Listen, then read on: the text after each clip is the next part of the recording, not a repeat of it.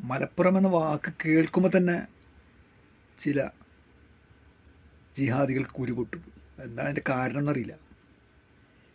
എന്താണെങ്കിലും ഈ ആലപ്പുഴക്കാരിയായ അമ്മ അവരുടെ അനുഭവത്തിൽ നിന്ന് മലപ്പുറത്തെക്കുറിച്ച് പറയുന്നുണ്ട്. ഉരുപൊട്ടോ ഇല്ലേ, നമുക്കൊന്ന് കേട്ടു നോക്കാം. മലപ്പുറം ജില്ലയിലാണ് ഞാനിപ്പോൾ താമസിക്കുന്നത്. പക്ഷെ ഞാൻ ആലപ്പുഴക്കാരിയാണ്. ആലപ്പുഴ എന്ന് വന്ന് മലപ്പുറത്ത് താമസം തുടങ്ങിയിട്ട് കുറെ നാളുകളായി. പക്ഷെ മലപ്പുറത്തുകാരെ എനിക്ക് ഭയങ്കര ഇഷ്ടമാണ്. അവരുടെ സ്വഭാവവും അവരുടെ പെരുമാറ്റവും മറ്റൊരു ജില്ലയിലും കാണാത്ത പോലെ എന്നെ അത്ഭുതപ്പെടുത്തിയിട്ടുണ്ട്. അത്ര നല്ല സ്വഭാവ വൈദഗ്ധ്യമുള്ളവരാണ് മലപ്പുറത്തുള്ളവര് എന്ന് എനിക്ക് അനുഭവത്തിൽ കൂടി മനസ്സിലായി.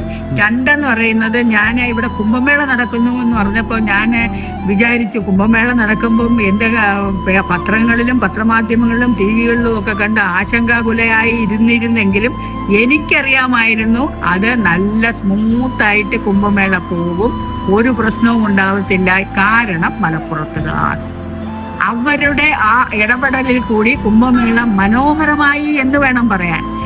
ചരിത്രത്തിന്റെ ഏടുകളിൽ മലപ്പുറം ജില്ല വരട്ടെ. അങ്ങനെ മലപ്പുറത്തുകാരെ ഇഷ്ടപ്പെട്ട ഒരു വ്യക്തിയാണ് ഞാൻ. നല്ല സ്വഭാവവും നല്ല വൈദഗ്ധ്യമുള്ളവരാണ് മലപ്പുറത്തുകാർ എൻ്റെ അനുഭവത്തിൽ.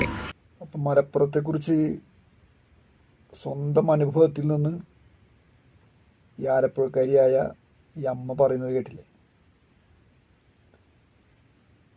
സത്യത്തിൽ ഈ അമ്മ പറഞ്ഞതുപോലെ ഈ കുംഭമേള വരുന്നു എന്ന് പറഞ്ഞപ്പോൾ എനിക്കും സ്വാഭാവികമായിട്ടും ഒരു ആശങ്ക ഉണ്ടായിരുന്നു. അമ്പലത്തിനുള്ളിലേക്ക് പശുമാംസം എറിയുന്ന ടീമാണ്. ഈ സംഘി ജിഹാദികളെ വിശ്വസിക്കാൻ പറ്റില്ല. അവർ തന്നെ എന്തെങ്കിലും പ്രശ്നം ഉണ്ടാക്കിയിട്ട് അത് മുസ്ലിങ്ങളുടെ മേൽക്കിടാനുള്ള ചാൻസ് ഉണ്ട്. അങ്ങനെ സംഭവിക്കാമല്ലോ.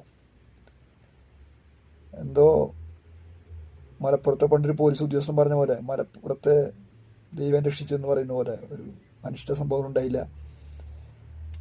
സംഘികൾക്ക് തന്നെ പണി കിട്ടി, ചുരുക്കി പറഞ്ഞാൽ. കാരണം കൊല്ലം തുളസി ഉൾപ്പെടെ അദ്ദേഹത്തിൻ്റെ ഒരു വീഡിയോ ഉണ്ട് ഇതുപോലെ. രാത്രി വളരെ ട്രാഫിക് ബ്ലോക്ക്, ഭയങ്കര ഗതാഗത കുരുക്കിൽ പെട്ട സമയത്ത് അദ്ദേഹത്തെ ഓട്ടോറിക്ഷയിൽ കൊണ്ടുപോയ ഒരു മുസ്ലിം സഹോദരനെ കുറിച്ച് അദ്ദേഹം പറയുന്നുണ്ട്. അദ്ദേഹം പോക്കറ്റിൽ 1000 രൂപ എടുത്ത് കൊടുക്കാൻ റെഡി ആയിട്ടിരിക്കുകയാണ്. 1000 ചോദിച്ചാൽ 1000 കൊടുക്കും. കാരണം അത്രയും സമയമെടുത്ത് അത്ര ബുദ്ധിമുട്ടിയാണ് ആ ഗതാഗത കുരുക്കിൽ നിന്ന് അദ്ദേഹത്തെ ഓട്ടോയിൽ ലക്ഷ്യസ്ഥാനത്ത് എത്തിച്ചത്. അപ്പോൾ അദ്ദേഹം അവിടെ എത്തിയപ്പോൾ അദ്ദേഹം 250 രൂപയാണ് വാങ്ങിയത്. അപ്പോൾ അദ്ദേഹം പറഞ്ഞു, ഇങ്ങനെ മതമൗലികവാദികളും അതുപോലെയുള്ള ഈ വർഗീയ ഭീകരവാദികളൊക്കെ പറഞ്ഞു പരത്തുന്ന ഒരു മലപ്പുറമല്ല ഞാൻ എൻ്റെ അനുഭവത്തിൽ നിന്ന് കണ്ടതെന്ന് അദ്ദേഹം പറഞ്ഞു. അപ്പോൾ ഒരുപാട്